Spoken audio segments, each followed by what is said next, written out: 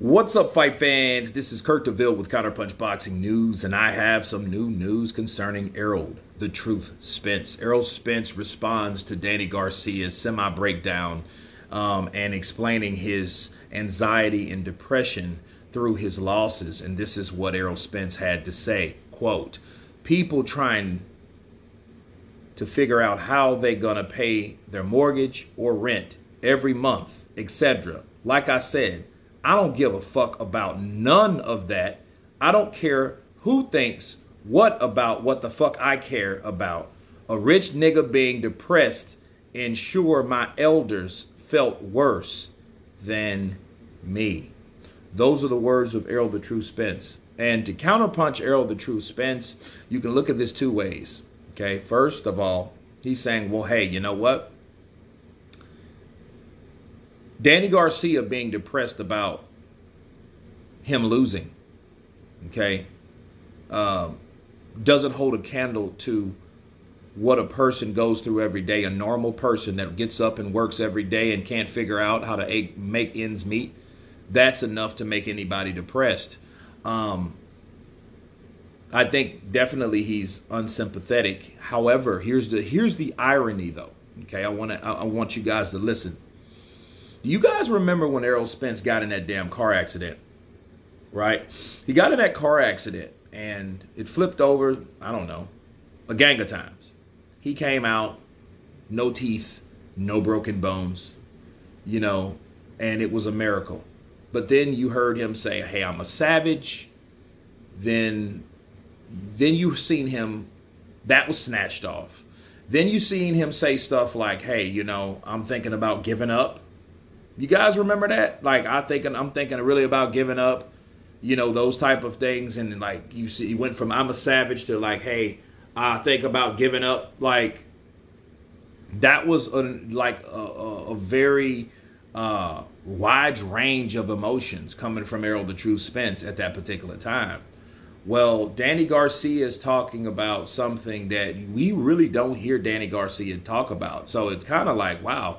You know, it was surprising to me to hear Danny talk that way about his personal life because, you know, he really kind of is the shadow behind his father. He's like the quiet assassin in his father's blah, blah, blah, blah, blah, blah, blah, blah, blah, blah, blah, blah, so, right? Talking a bunch of shit, right? And it's like, you don't really hear him say much, express much. You know, he has a personality, but he's more of a kind of a quiet guy, though. You know, sometimes you'll hear him talk, but it's only from response to someone says something and lashing back out at his pops for just talking too much stuff.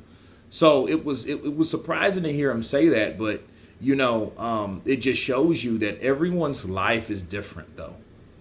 Okay, and I think, and I should assume that like Errol Spence should be more sympathetic because he went through that same shit himself.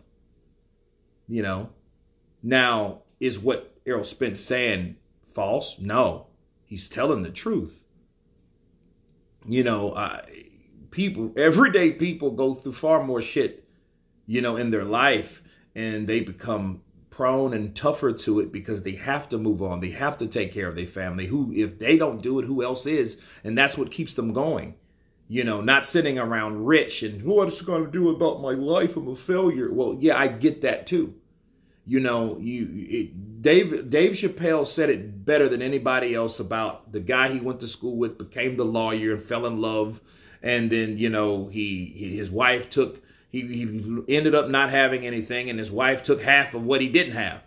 Right. Then you got another situation where Anthony Bourdain, had one of the best jobs in the world, kills himself. So, you know what I mean? So it's like, wow, the person that had all this riches versus the person that has this rags. It's like, whoa, okay, you know, that stuff doesn't really make you happy. But the moral of the story is for both situations, Danny and Anthony and Dave Chappelle's friend and an average everyday working person, you're on both sides of the spectrum. It just shows you that money doesn't make you happy. And it just shows you, regardless of what you have, doesn't give you happiness. You can still be depressed, you know, and it's crazy. Like, I remember being broke myself, but it never occurred to me to sit around and wonder what I didn't have because I was always trying to get what I didn't have.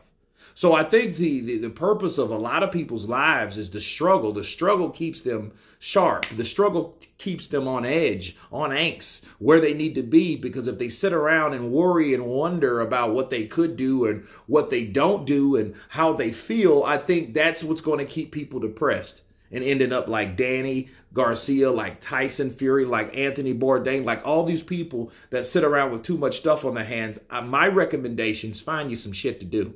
Find you some things to be thankful for or to have a challenge for. That's why I wouldn't recommend someone like Tyson Fury retiring, because we've seen what he does when he goes to the top, and it wasn't successful. Let's just be real. Let's keep it a buck.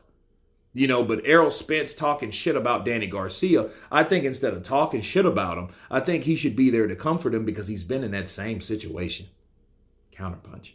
But anyway, you guys tell me what you think of Errol the Truth Spence lashing out, responding to Danny Garcia, criticizing him about his half mental breakdown after the win of Jose Benavidez. Of course, please subscribe. And you guys been Counterpunch. Peace.